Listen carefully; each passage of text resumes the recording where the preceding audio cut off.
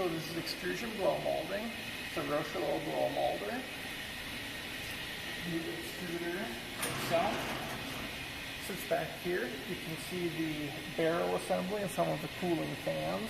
We have a crosshead die.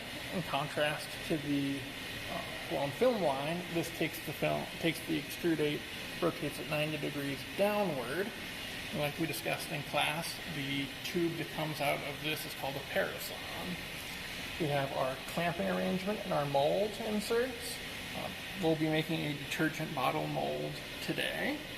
And we have our stripper plate right here, along with our die. We have our tie bars. The equipment won't function without the safety gate closed. I'll run through what each button does, and then I'll show you a demonstration. We have the motor on button right here. Our temperatures that we're running at are 401 degrees Fahrenheit in the rear barrel zone, 410 degrees Fahrenheit in the front barrel zone, and the shutoff block and the die head are both running at 415 degrees Fahrenheit. We have our screw turn here that charges the crosshead die. So we'll press and hold this button, and we'll have an LED indicator light that will move back from 10 to 1. When it hits 1, the ram back light will turn on.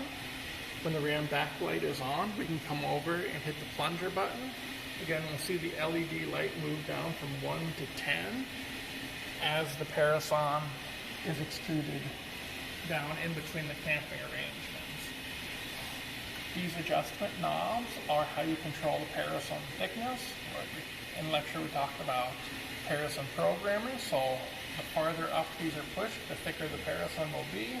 If we want a thinner parison in certain locations, we can slide our knobs down. But for the purpose of this lab, we're going to keep the parison uniformly thick, so you can see variations in part wall thickness based on part geometry.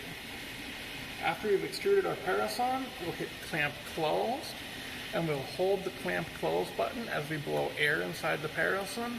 Just like we talked about in lecture, this will cool down the parison, but it will also inflate it to take the shape of the mold.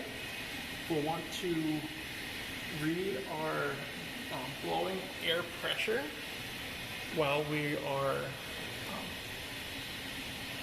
running, and we'll time how long we cool our part down for. And then once we've finished cooling our part, we will open our clamp. Clamp will open, you'll see a bottle hanging there, and then we can eject with this ejector switch. So we'll start by hitting the motor on button.